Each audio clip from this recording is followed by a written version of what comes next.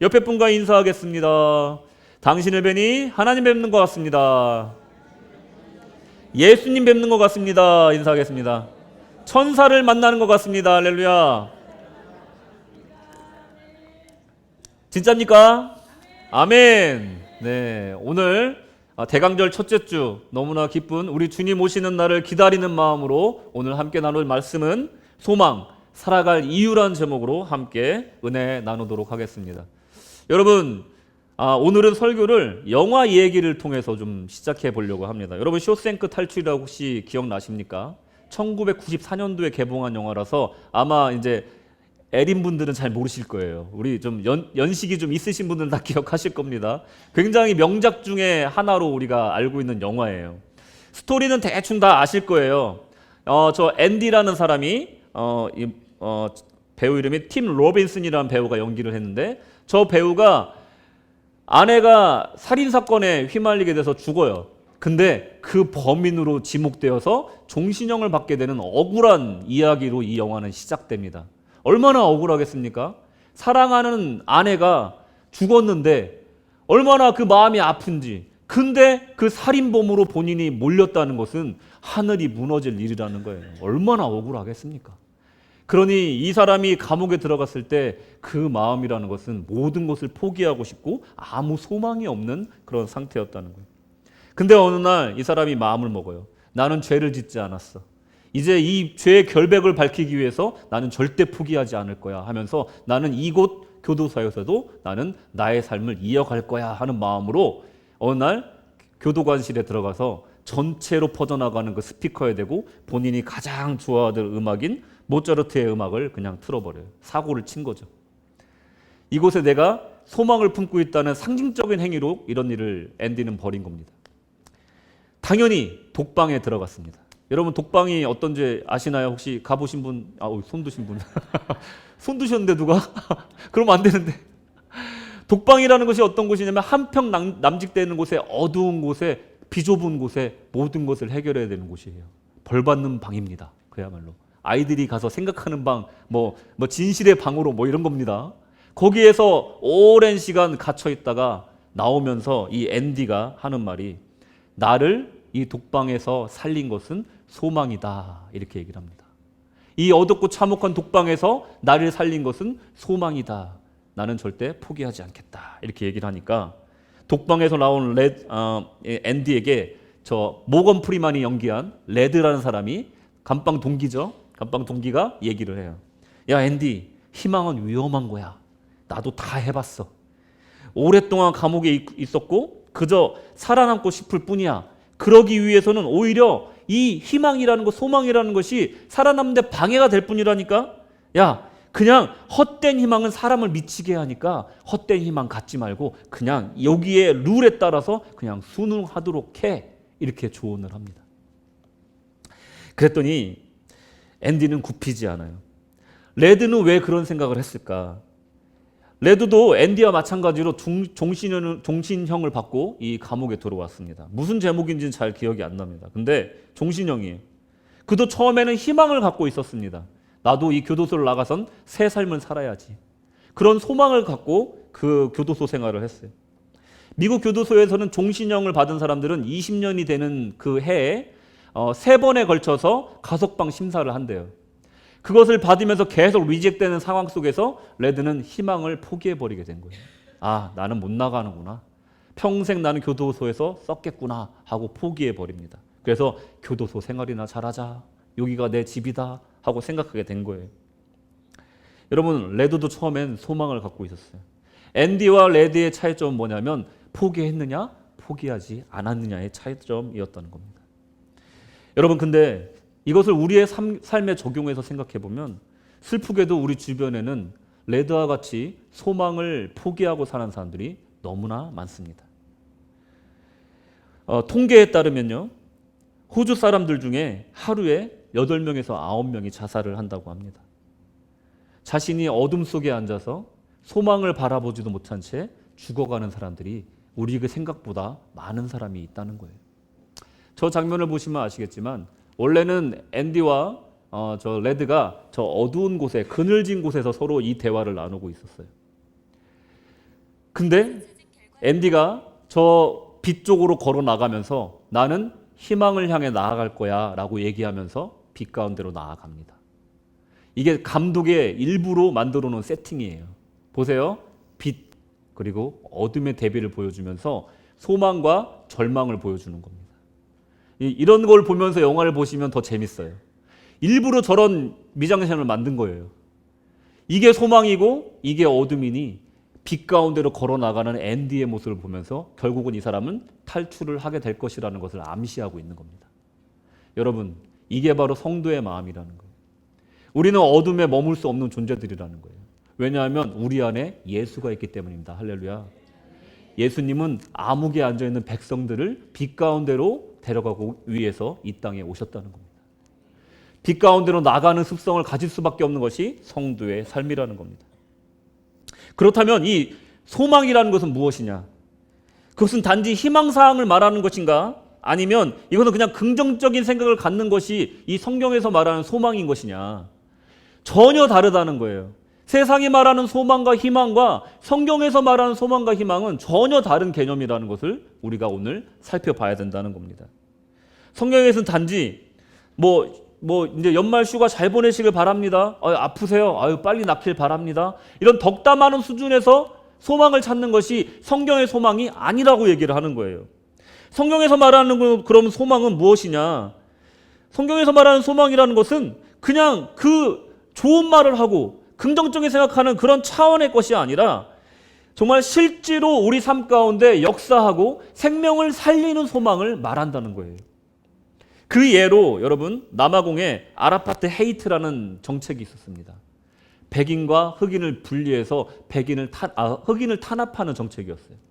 이것에 반대해서 싸웠던 사람이 누구죠? 남아공에 기억나시는 분 있으세요? 넬슨 만델라. 예.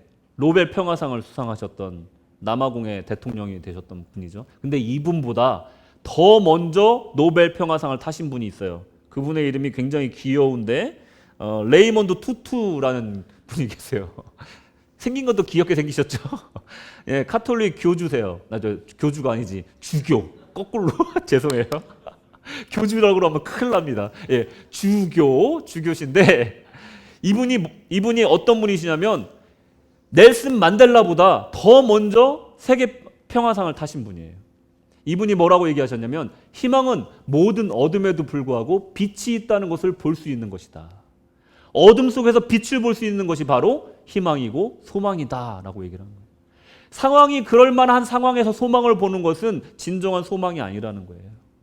정말로 어두운 곳에서 소망을 볼 수 있어야만이 그 사람이 진정으로 진실된 진정한 소망을 보았다라고 말할 수 있다라고 얘기하는 겁니다. 그러니 이분이 말하는 것은 이분은 실질적으로 싸우고 투쟁하신 분이에요. 말로만 설교하신 분이 아니라 백성들 사이에 들어서 같이 운동하시고 같이 싸웠기 때문에 노벨 평화상을 받았던 겁니다. 오늘 말씀을 보시면 그 선언이 나옵니다.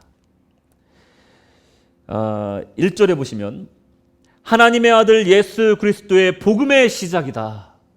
이게 그저 이 복음서의 시작을 알리는 것이 아니라 죄악 가운데 있었던 어둠 가운데 있었던 인류가 또 하나님의 그 빛 가운데로 나오지 못하고 절망 가운데 있었던 그 인류의 역사가 이제 복음의 시작이다 하고 선포하고 있는 겁니다.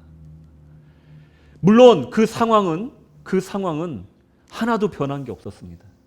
예수님이 오시는 그 시대는 정말로 절망적인 시대였고 440년간의 암흑기를 거쳐서 선지자가 한 명도 나타나지 않는 그런 암흑기를 겪고 있었습니다.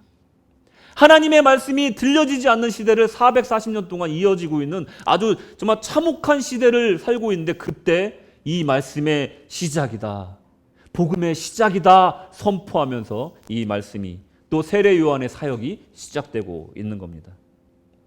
우리는 진정한 소망을 보기 위해서는 바로 첫 번째 어려운 시기일수록 소망이 싹을 튼다는 것을 기억해야 됩니다. 우리는 인생을 살다 보면 어려운 시기를 겪게 됩니다. 그럴 때일수록 우리는 절망하지 말고 그 안에 피고 있는 소망의 싹을 찾아내야 된다는 겁니다. 자, 첫 번째 주제 지금 나왔어요. 방송실. 희망은 어려운 시기에 싹을 틉니다. 이걸 기억하셔야 돼요. 알랭드 보통이라는 작가는 이렇게 얘기했습니다. 희망과 절망의 차이점은 같은 상황, 같은 사실을 가지고 다른 방식으로 이야기하는 것이다.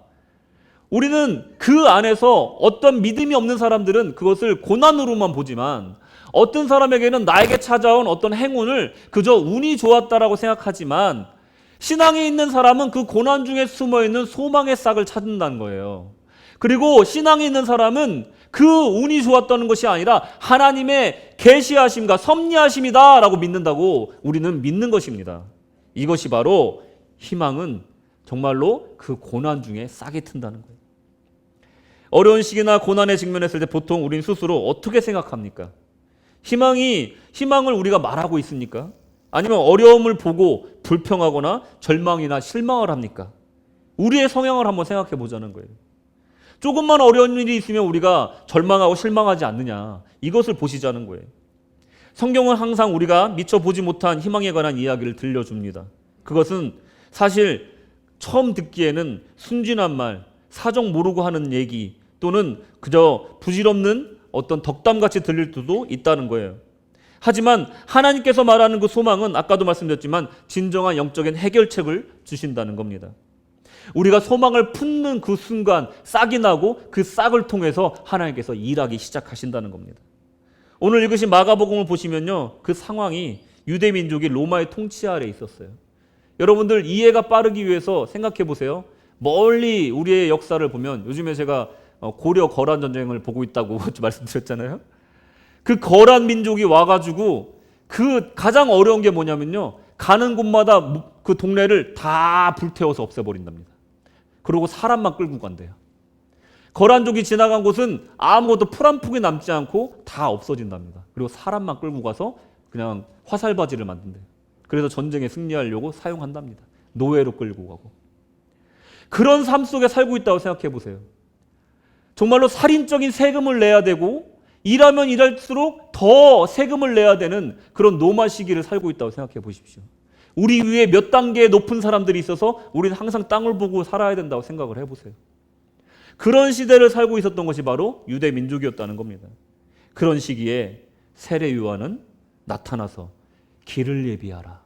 내 이후에 더 크신 분이 올 테니 우리는 그 메시아를 오실 길을 준비하자라고 외치고 있는 겁니다. 오늘 하루하루 먹고 사기도 바쁜데 지금 사람들에게 회개하라, 천국이 가까운 일이라 말하고 있는 세례 요한을 보면서 어떤 사람들은 손가락질을 했을 것이고 어떤 사람은 소망을 찾았을 거라는 거예요. 그것이 바로 신앙과 불신앙의 차이라는 겁니다. 여러분, 절망은 일반적인 반응입니다. 웬만한 사람은 다 어려움 속에 절망을 해요. 하지만 신앙이라는 것은 소망을 품는 기술이라는 겁니다. 희망과 절망의 차이, 같은 사실에 대해서 다른 방식으로 이야기하는 건데, 요한복음 8장 12절에 보시면 성경의 가장 중요한 주제 중에 하나가 바로 이 어둠 속에서 빛을 찾는 것이고 절망에서 소망에 싹트이게 하는 것인데, 요한복음 8장 12절에 보시면 예수께서 또 일러 가라사대 나는 세상의 빛이니 나를 따르는 자는 어두움에 다니지 아니하고 생명의 빛을 얻으리라. 아멘. 따르기만 하면 되는 거예요. 뭘 하는 게 아니라 싹을 틔우기만 하면 되는 겁니다. 여러분, 이게요 굉장히 능력 없는 말처럼 들리겠지만 해본 사람은 안다는 거예요. 내가 생각을 어떻게 해놨 따라서 내가 지옥이 될 수도 있고 천국이 될 수가 있다는 거예요. 내 마음을 지옥으로 만드는 건 지난주에 말씀드렸죠. 누구라고요? 나 자신이라는 거예요. 내가 밤잠 못 자고 계속해서 화를 다스리지 못하면 그게 누구 때문이라고요? 나 때문이에요. 내 마음을 지옥으로 만든 사람은 나라는 거예요. 나. 그렇지만 내 마음 가운데 생각을 바꾸고 내가 하나님을 바라보고 내 안에 소망을 싹트게 하고 빛으로 나아가겠습니다 하고 기도하는 사람은 그 천국이 천국으로 화하도다. 할렐루야. 지옥이 천국으로 화하도다. 이렇게 된다는 거예요. 이 말씀을 믿는 자에게 그 생명의 빛을 얻으리라. 우리 주님 약속하고 계신다는 겁니다. 또 소망에 관한 또 다른 말씀을 한번 나누겠습니다. 시편 62편 5절 말씀. 나의 영혼아 잠잠히 하나님만 바라라. 대저 나의 소망이 저로 쫓아 나는도다. 소망이 어디서부터 온다고요? 하나님으로부터 온다는 거예요. 근데 전제 조건이 뭡니까? 잠잠히 하나님만 바라라. 세상 보지 말라는 거예요. 상황 보지 말라는 거예요. 내가 자꾸 절벽에 서 있다는 것을 인식하지 말고 절벽 뒤에 있는 하나님이 날 붙들고 있는 것을 보라는 겁니다. 그러면 소망이 저로부터 쫓아서 나를 쫓아다닌다는 거예요. 내 안에서 나온다는 거예요. 여러분, 사람이 죽고 사는 문제가요, 사실 별로 큰 이유가 없어요. 여러분들 심리학자들 상담하시는 분들 얘기를 들어보면은 사람이 정말로 그 인생을 정말 잘못된 방식으로 끝내는 분들이 많이 있잖아요. 그분들이요, 옆에 그 사람 말 들어줄 사람 한 명만 있었으면 그런 선택을 안 한대요. 그래서 상담하시는 분, 그 정신과 상담하시는 분들은 주로 들어주는 일을 많이 한다는 거예요. 해답을 주려고 노력을 안 한대요. 그럼 뭐 하세요? 의사 선생님 제가 물어봤었거든요. 제가 정신병원에서 사회복지사로 일을 했었잖아요. 물어봐요. 그러면 의사 선생님 뭐 하세요? 그럼 대부분이 내가 하는 일은 그냥 조제하는 일이야. 그러더라고요. 욕이 아니고 약을 욕하면 안 돼. 환자들한테 제가 어저께 좀 무리를 했나 봐요. 약을 잘 조제해 주는 게 의사의 일이지 대부분 들어주는 일이라는 거예요. 옆에 있어주고, 그리고 또 오게끔 또 희망을 주고, 그리고 날 수 있다는 그런 동기부여를 주는 게 의사의 할 일이래. 사람이 죽고 사는 문제가 거기 그 한 핀트에서 갈린다는 거예요. 내 옆에 누가 있느냐 없느냐, 여기서 갈린다는 거예요. 어쩌면 지금 잘못된 선택을 해서 이 세상을 떠난 그 사람들 중에 어쩌면 우리의 위로 한마디가 그 사람을 살렸을 수도 있다라는 거예요. 또 시편 72편 5절에 보시면 주 여호와여 주는 나의 소망이시요 나의 어릴 때부터 의지시라. 우리 하나님은 의지 되시는 거예요. 또 로마서 15장 13절에 보시면 소망의 하나님의 모든 기쁨과 평강을 믿음 안에서 너희에게 충만케 하사 성령의 능력으로 소망이 넘치게 하시기를 원하노라. 아멘. 베드로전서 1장 21절 너희는 저를 죽은 자 가운데서 살리시고 영광을 주신 하나님을 그리스도로 말미암아 믿는 자니 너희 믿음과 소망이 하나님께 있게 하셨느니라. 아멘. 우리의 믿음과 소망이 어디 있다고요? 하나님께 있다는 거예요. 그들에게는 하나님이 소망이 싹트게 해주신다는 거예요. 언제 소망이 싹튼다고요? 고난 중에 싹튼다는 것을 기억하시기 바랍니다. 둘째로 우리 삶 속에 소망이 싹트는데 우리 삶 속에 소망이 싹트기 위해서는 뭘 믿어야 되냐면 하나님이 우리 삶 가운데 역사하신다는 것을 믿어야 됩니다. 아멘. 여러분, 이거 참 많이 들은 얘기잖아요. 하나님이 우리 삶 가운데 역사하신다고 해. 근데 내 삶을 돌아보니 이게 갸우뚱거려지는 거예요. 죄송합니다. 제가 이게 상태가 안 좋네요. 자꾸 다른 말이 나오라. 근데 참 웃긴 게 여러분들 제가 말실수를 해야 웃으시네요. 막 웃긴 얘기를 해도 이러고 계시더니 실수를 하니까 웃으시네. 여담인데. 여러분 다시 말씀드릴게요. 우리가 하나님 가운데 소망을 품으려면 하나님이 우리 삶 가운데 역사하신다는 것을 믿어야 된다는 거예요. 자, 증거가 있습니다. 증거가 있어요. 오늘 세례 요한은 로마 통치의 그 냉혹함 가운데서도 그 말씀을 전한 것은 그는 예수님의 공생애를 보지도 않았어요. 예수님이 십자가 지시는 것도 못 봤어요. 예수님이 부활하시는 모습도 못 본 사람입니다. 근데 그 누구보다도 확신에 차서 예수님이 메시아라는 걸 믿었고 그 길을 예비했다는 거예요. 그게 믿음이라는 거예요. 그래서 내 뒤에 나보다 더 크고 위대하신 분이 오신다. 나는 물로 세례를 주지만 그분은 성령으로 세례를 주실 것이다. 전파하고 전파했다는 겁니다. 오늘날 우리는 이 세상에 오시는 하나님의 반대편에 서 있을지도 모른다는 거예요. 그 반대편에서 시간을 거슬러서 우주를 거슬러서 우리 가운데 찾아오시는 분이 바로 예수님이시라는 겁니다. 요한과 함께 했던 사람들, 예수님의 생애를 보지도 못했지만 그들은 믿었다는 거예요. 하지만 요한은 그 누구보다 그리스도를 향해서 그 확신이 찼는데 우리가 2023년도 성탄절을 맞이하는 우리들의 입장에서 우리는 우리 삶 속에 하나님께서 어떻게 특별하게 역사하시는가 이것을 다시 한번 돌아볼 필요가 있다는 거예요. 여러분 지난 한 해 동안에 우리 교회는 정말로 다사다난했습니다. 전 개인적으로 굉장히 버라이어티했습니다.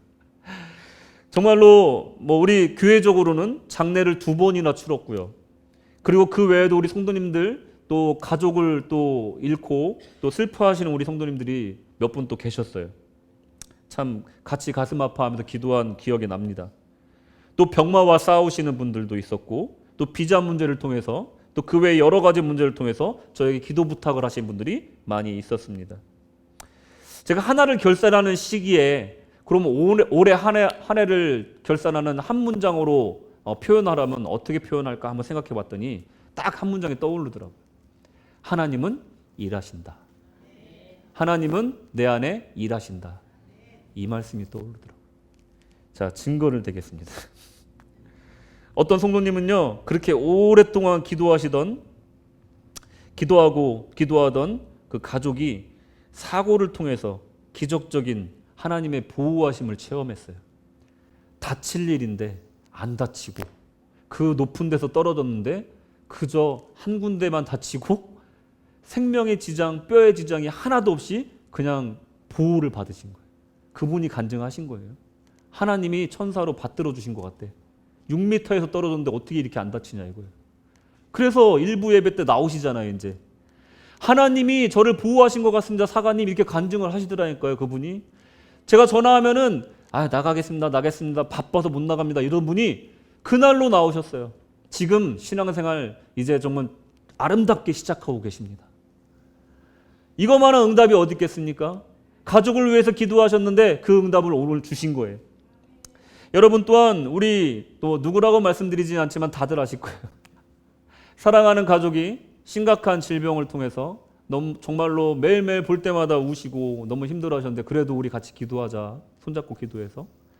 그래도 어찌 될지 모르지만 그 영혼만은 하나님께서 구원하여 주시옵소서 우리 기도합시다 해서 기도했는데 정말로 놀랍게도 내가 예수 믿겠습니다 하고 돌아가시기 전에 예수 영접하시고 그러고 돌아가셨잖아요. 이거 다른 교회에서 일어난 일이 아니에요. 구세군 시드니 한인교회에서 올해 일어난 일입니다. 그리고 최근에 간증을 들었는데 비자를 받아야 되는데 직장에 얼마 전에 그 자리에 사람을 구해서 너 비자 못 해주겠다 했던 사장이 전화가 와서 없던 자리를 만들어서 비자를 해주셨대요. 할렐루야. 하나님이 일하시는 방법이 이렇다는 거예요. 어떻게 감사하지 않을 수가 있습니까? 세상 사람들은 이것을 운이 좋았다라고 얘기할 수 있지만 하나님의 섭리인 줄로 믿습니다.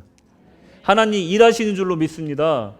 하나님은 조용히 우리의 삶 속에서 역사하고 계시는 겁니다. 하나님께서는 우리 삶 가운데 우리를 이끌고 계시는 거예요. 그게 누구든지 간에 하나님의 자녀라면 그를 보호하시고 인도하시고 응답해 주시는 하나님이 일하시는 하나님이 계시기에 우리는 절망할 수 없고 실망할 수 없고 소망을 품을 수밖에 없다라는 겁니다. 세 번째로 예수님 그 자체가 우리가 소망을 품어야 된 이유라는 거예요. 예수님은 우리가 인생을 살아갈 때 어렵던 어렵지 않던 간에 우리 가운데 희망의 존재라는 겁니다. 여러분 요즘에 장 보실 때 어떠세요? 요즘에 장 보실 때 어떠세요? 무서우시죠? 장 보기가 무서운 시대를 살고 있습니다. 물가가 하늘 높은 줄 모르고 치솟고 있습니다. 차를 타다가 기름이 떨어지면 겁나요. 그죠? 기름을 넣어야 될 때 상상도 못하고 본 적도 없는 가격이 써 있어. 저 얼마 전에 주일학교 사고 또 장 보고 했는데 아니 몇 달 전만 해도 7불이었던 게 어떻게 9불이 되냐. 이게 김사관이 얘기하면서 저는 그래서 알았어요. 제가 뭘 알겠어요? 그랬으니까 알죠. 생각해 보세요. 7불짜리가 9불이 되고 10불짜리가 15불이 되는데 들어오는 돈은 정해져 있는데 삶이 얼마나 빡빡하고 이건 또 언제 좋아질지 기약이 없는 그런 나락이라는 거죠.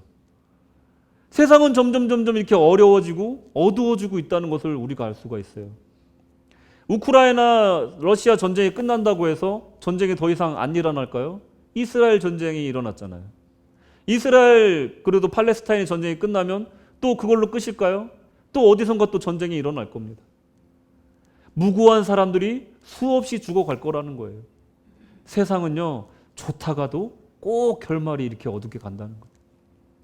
이런 어둡고 절망적인 상황 속에서 우리가 짧은 시야로 보면 너무나 절망적이고 실망적이지만 넓은 시야로 역사적인 시야로 보면 우리 하나님이 일하시는 게 보인다는 거예요. 어려운 시기에 우리는 역사적인 시기에 이 어려운 시기가 공통점을 갖고 있는데 결국은 우리 하나님께서 바로 잡으실 줄로 믿습니다. 그날이 언제일지 모르겠지만 주님이 오시는 그날에, 분명히 그 인자의 날에 모든 어그러지고 모든 불의한 것들이 다 의롭게 맞춰질 거라는 것을 믿습니다. 그것이 우리의 소망입니다. 그것이 우리의 소망입니다.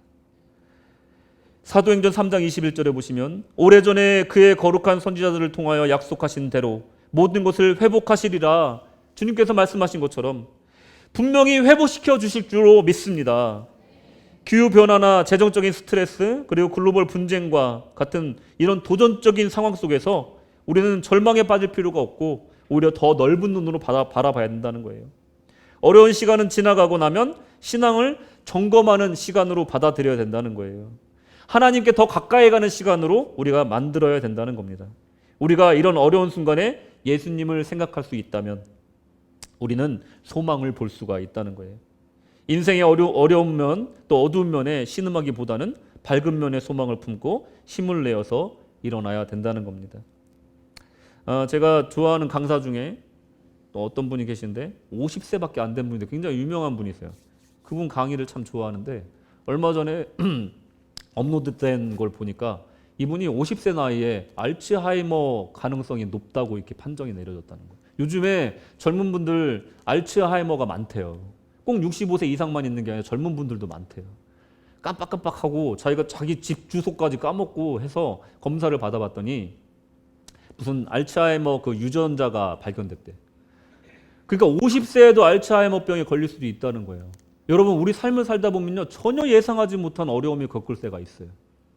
그럴 때 절망하고 그냥 인생 포기해버릴 수 있을까요? 그럴 때 더 기도해야 된다는 거예요. 오늘 집을 나서기 전에 기도했나요? 내 스스로에게 물어보셔야 된다는 거예요. 기도할 수 있는데 왜 실망하십니까? 기도할 수 있는데 왜 절망하십니까? 하나님께 나아가시라는 거예요. 앞이 캄캄할 때 기도 잊지 마시오. 이 찬양 잊지 마시고 기도하시면서 이 찬양 부르시면서 하나님께 더 가까이 나아가야 된다는 거예요. 여러분, 어려운 순간에 예수님 기억할 수 있으면 그 신앙의 힘으로 여러분 소망 가질 수 있을 줄로 믿습니다. 소망은요, 소망이 없는 암흑 속에서 우리는 예수께서 우리를 위해서 죽음을 물리치셨다는 것을 기억해야 돼요. 우리는 하나님이 정말 그 세상에 어떤 것도 우리 하나님을 향한 우리의 사랑을 끊을 수 없다는 것을 기억해야 된다는 거예요. 로마서 8장 39절 말씀에 높음이나 깊음이나 다른 아무 피조물이라도 우리를 우리 주 그리스도 예수 안에 있는 하나님의 사랑에서 끊을 수 없느니라. 할렐루야. 끊을 수 없다는 거예요. 아무리 나를 흔들어 봐라. 아무리 나를 흔들어 봐라. 그 어떤 조건으로 나를 시험해 봐라. 나는 하나님의 사랑에서 끊어질 수가 없다. 부교님 믿으시죠? 밤에 자꾸 그거 귀신 나타나도 기도로 이기셔야 돼요. 할렐루야. 예, 절대 끊을 수 없습니다. 그 악한 영이 장난치는 거예요. 그죠? 기도로 이기시기 바랍니다. 우리는요, 사탄이 장난칠 수는 있어요. 고난을 줄 수는 있어요. 그때 기억하셔야 될 말씀, 그 어떤 것도 하나님의 사랑에서 우리를 끊을 수 없느니라. 아멘. 이것이 우리의 소망이 되어야 될 줄로 믿습니다. 또한 우리가 또 소망을 가져야 될 건 무엇이냐면, 이 생에서 우리가 살아있는 동안의 삶 속에서 사랑에 끊을 수 없음을 기억하고 그 다음에 우리가 죽어서 가는 그 천국에서 하나님께서 주실 그 은혜를 생각해야 된다는 거예요. 요한계시록 21장 4절 말씀, 모든 눈물을 그 눈에서 씻기심에 다시 사망이 없고 애통하는 것이나 곡하는 것이나 아픈 것이나 다시 있지 아니하리니 처음 것들이 다 지나갔음 이러라. 아멘. 여러분, 어떤 분이 저에게 물어봐요. 정말로 천국에 가면 눈물이 없고 애통이 없고 우리 할머니 더 이상 아프지 않나요? 이렇게 물어보시더라고요. 이 말씀 믿으시기 바랍니다. 우리 주님께서요, 우리 눈에 흐르는 눈물 오셔서 닦아주시고, 야야, 내가 있다. 널 향한 나의 사랑은 그 누구도 무조건 아니고 너를 향한 나의 사랑은 누구도 끊을 수 없다. 이 말 믿어라. 그리고 나랑 같이 가자 하면서 눈물 닦아주신다는 거예요. 그리고 이 생 마치면 저 하늘나라 가서 더 이상 고통도 없고 아픔도 없고 슬픔도 없는 그곳에서 영원토록 하나님과 찬양하며 즐거운 천국 가운데 기쁨 누리고 살 것을 바라보는 것이 진정한 우리가 바라봐야 될 소망인 줄로 믿습니다. 예수님이 다시 오셔서 우리 눈물을 닦아주시고, 그리고 우리가 세상에서 혼자가 아니라는 것을 자꾸만 알려주시는 그 음성을요, 여러분 들으셔야 돼요. 들으셔야 돼요. 힘들 때 자꾸만 여러분 혼자 있으려고 하면 안 됩니다. 처음에는 사람들이 나의 힘든 얘기를 들어줘요. 내가 뭐 자식 때문에 이렇게 힘들고 나이 들어서 돈도 없고 해서 자식들이 나를 무시하는가 봐. 내가 젊을 때 아이들한테 해주고 나니까 가슴이 텁텁하니 마음이 텅 빈 것 같아. 이런 얘기 처음에 할 때는 들어줘요. 한 번 하고 두 번 하고 세 번 하고 나면 나중에 사람이요 듣기가 싫어져요. 그러면 그거 눈치채는 순간 얘기해서 뭐하나, 집에 가서 혼자 앉아있게 돼. 그러고 다른 사람한테 사람 만나 뭐하나 생각이 들어서 그냥 속에 있는 얘기 못하게 돼요. 여러분, 사탄이 사람을 죽게 하는 가장 좋은 방법이 뭔지 아세요? 섬으로 만드는 겁니다. 섬으로. 모든 것에서 끊어져서 섬으로 만든대요. 그러면 사람이요 절망으로 갈 수밖에 없대요. 나쁜 생각밖에 할 수밖에 없다는 거예요. 그때 이 말씀을 기억하십시오. 나 눈물 흘리는데 내 눈물 닦아줄 사람 한 명도 없네? 생각하지 마시고 우리 주님이 지금 내 영혼에 흐르는 눈물을 닦아주고 있구나. 나 혼자가 아니었구나. 내가 워킹홀리데이로 호주에 왔는데 나 혼자 살아야 되는구나 생각하지 말라는 거예요. 청년들, 우리 주님 계시다는 거예요. 의지하시라는 거예요. 할렐루야. 우리 혼자 아니라는 겁니다. 우리 눈물 닦아주신 주님이 계십니다. 할렐루야. 예수님이 함께 하신 줄로 믿으시기 바랍니다. 여러분, 희망은 그저 감정적인 게 아니에요. 우리 주님이 행동으로 보여주셨잖아요. 나 너 사랑한다. 오빠가 자꾸 나 사랑한다 해. 근데 행동이 없어. 그럼 가짜예요, 그 오빠는. 우리 주님 어떻게 했습니까? 우리 사랑한다고 하시면서 직접 자기의 생명을 주셨잖아요. 우리 하나님의 그 사랑은요, 행동하시는 사랑이라는 거예요. 증거가 있는 사랑이라는 겁니다. 그래서 이것은 희망이라는 것은, 소망이라는 것은 감정적인 것이 아니라 선택적인 진정한 행동으로 보여주는 사랑이라는 거예요. 이 예수님의 이야기를 여러분 믿으시기 바랍니다. 다시 영화로 돌아가서, 큰일 났네. 또 설교 길어지겠네. 금방 끝납니다. 영화로 돌아가서 이 쇼생크 탈출에서 이 영화의 제목은 제가 아까 말씀드렸나요? 쇼생크 탈출이 아니라 쇼생크 리디미션입니다. 쇼생크 구원. 그러니까 쇼생크로부터 구원받는다라는 원제가 있어요. 앤디가 그렇게 소망을 얘기할 때 레드는 또 얘기를 합니다. 야, 너 그 소망은 쉿 파이프 드림이야. 이렇게 얘기를 해요. 이게 무슨 뜻이냐면 사람들이 마약을 흡입할 때 파이프를 통해서 흡입을 하거든요. 마약을 먹으면 어떻습니까? 처음엔 좋아요. 환각에 빠져서 막 내가 막 장풍도 나가는 것 같고 막 날아다니는 것 같아. 그러다가 다 끝나면 이제 금단 현상이 와서 그것만큼 고통스러운 게 없다잖아요. 또 마약을 찾는 이유가 그거래요. 마약이 찾는 이유가 좋아서 찾는 게 아니래요. 아파서 찾는데요. 나중에는 아픔을 잊기 위해서. 파이프 드림이라는 건 뭐냐면요, 잠깐 나를 행복하게 하는 그런 기쁨이라는 거예요. 너의 소망은 쉬리 파이프 드림이야. 너 잠깐 너를 기쁘게 하는 아주 헛된 꿈이야. 그것을 따라가지 마 하고 레드가 앤디에게 얘기하고 있는 거예요. 근데요, 너무나 역설적으로 앤디는요, 저 더러운 하수관을 뚫고 탈출합니다. 우리의 현실이 쉬리 파이프 드림일지 모르겠지만 주님이 함께 하시면 그 오수관을 뚫고 우리가 탈출할 수 있을 줄로 믿으시기 바랍니다. 우리 현실이 지금 바뀌는 게 없어 보여. 힘들어. 2024년도에도 뭐 달라질 게 없을 것 같아. 그냥 이 힘든 상황이 계속 갈 것 같고 나는 계속 외로울 것 같아. 그럴 때 이 말씀을 기억하시라는 거예요. 내 삶이 쉬리 파이프 드림인 것 같지만 사실은 저 끝에 우리 주님이 기다리고 계신다. 가자. 힘을 내시라는 겁니다. 나는 이미 주님의 자녀다. 이걸 믿고 가시라는 겁니다. 여러분, 우리가 이 희망을 갖고 소망을 갖고 가야 되는 이유가 바로 예수님이 저 끝에 있기 때문에 그래요. 머지않은 곳에 있기 때문이에요. 수고하고 무거운 짐진자들아 다 내게로 오라. 내가 너에게 쉼을 주리라 말씀하시면서 손을 뻗고 계시다는 거예요. 가기만 하면, 찾기만 하면 들어주시고 안아주시고 눈물 닦아주신다는 겁니다. 우리는 이번 성탄절에 소망을 품어야 될 줄로 믿습니다. 내 현실이 아무리 시리 파이프 드림 같은 현실일지라도 소망을 품으시기 바랍니다. 이제 더 나아가서 내 주변에 있는 사람들에게 앤디와 같이 레드에게 소망을 줬던 것처럼 우리도 우리 주변에게, 우리 주변 이웃들과 형제들에게 소망을 줄 수 있는 존재가 되어야 됩니다.